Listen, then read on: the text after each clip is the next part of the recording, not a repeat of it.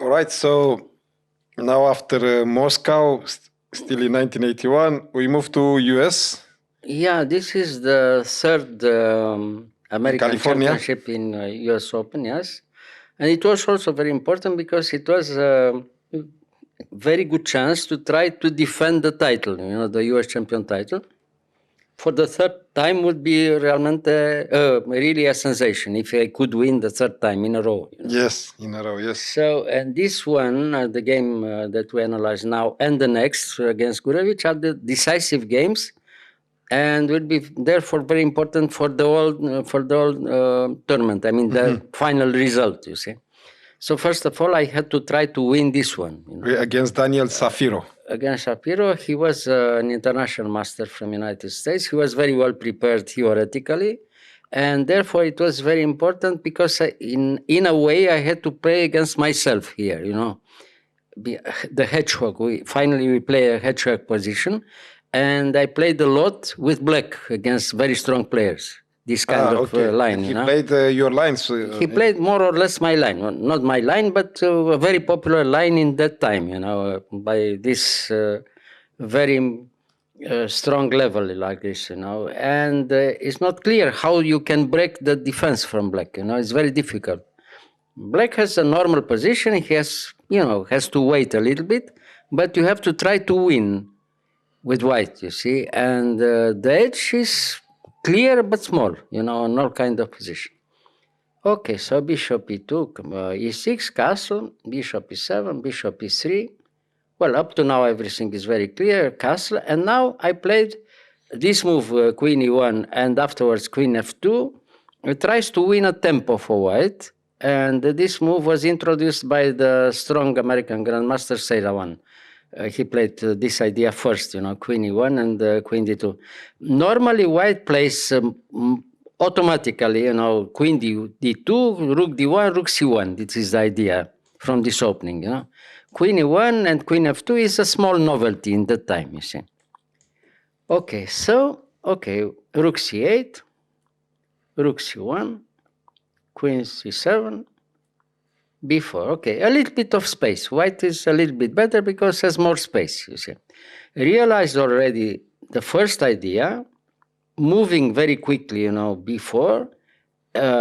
Black has no immediate counterplay with knight c5 in some kind of positions. And even if he attacks twice the pawn from c4 with the knight in e5, it's very unclear if he can take the pawn because he has a chance to lose the queen, For instance, knight e5, rook d1, rook d1, and now if he takes the pawn in c4, you take the knight, he takes with the queen, and after knight d5, he has to sacrifice the queen because otherwise he loses material and loses immediately, So if you have to sacrifice the queen, it's not so very pleasant for black, Yeah. So, okay, so the idea is very clear. Now, after b4, white is better. Yeah, b4, okay. So now he has to wait and try to have some other counterplay in some other position, So a3, white consolidates first, So bishop d8 is another idea for black, trying to get on the diagonal, from d8 to c7, trying to get quickly to d5. He first type to play later on d5.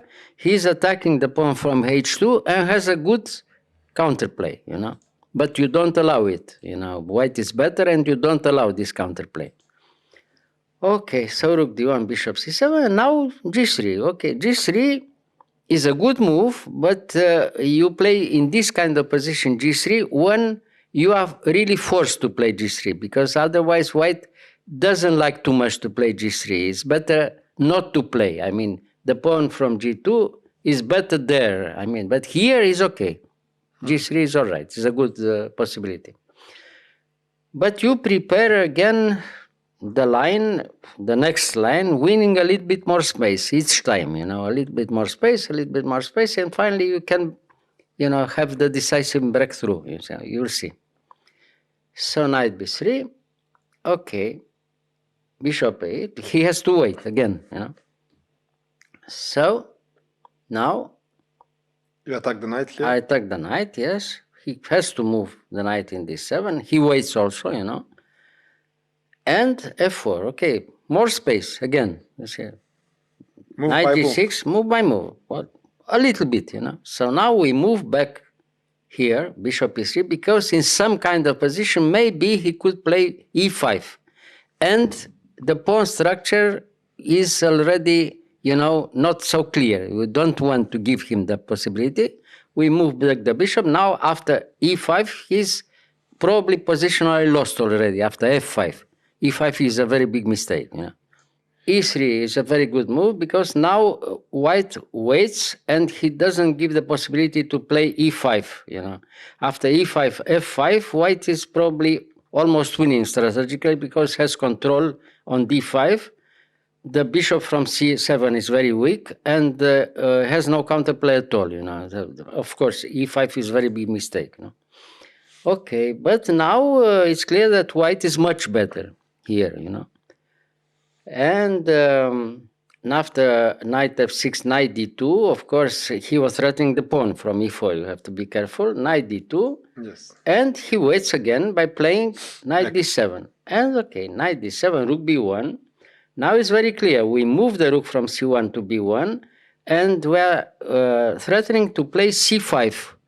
We try to open the line, you know, because he can't take twice in c5 because the queen has a bad position on b8, you see.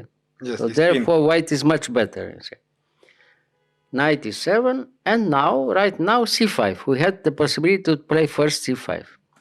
Okay, the only move to try to resist b5. And now again you have to play very quickly something on the queen side because otherwise you lose the advantage, you know. Mm-hmm. So everything is forced. a4 is very good, of course. Now he takes in c5, forced. Now you take in b5, he takes in b4. And right now you take in a6. Now the file is open. He can't move the pawn from b4. You have very good attacking chances against the pawn from b4, and all kind of positions are very critical for black, you know. The move order is important, but now we have already the pawn very dangerous in a6. We'll win all kind of tactical position because of this pawn from a6, you know. There's no counterplay at all. So black, of course, the only moves to try to resist, you know, the next moves. So bishop b6, he found it, you know, of course. And now we move the knight. We attack twice in b4, no? Move by move. He has to take in e4, in e3, I took, and now knight c6. The best move, you know, to defend the pawn. You know?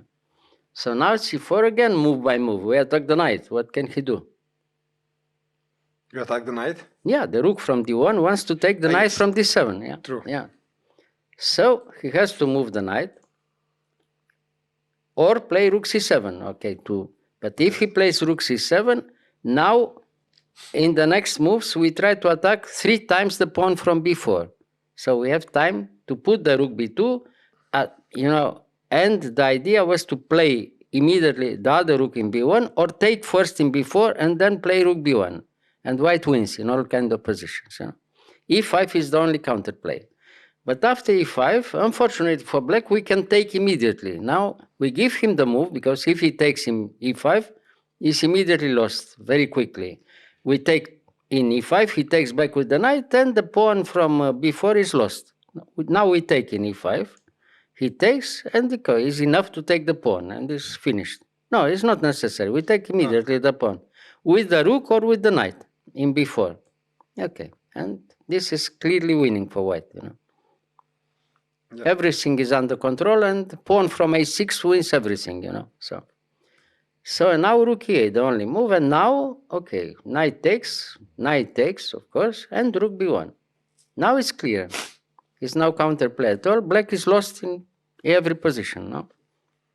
So he played the last hope, knight c5. Now we took, no? He played queen a7, the only move, no? And now knight d6, and he resigned. Because it's no defense at all. Now, if he takes in e5, he loses immediately after rook b8 check. or even after knight b5. But rook b8 wins immediately in one move, mate, you know. Yeah. Yeah. Yeah.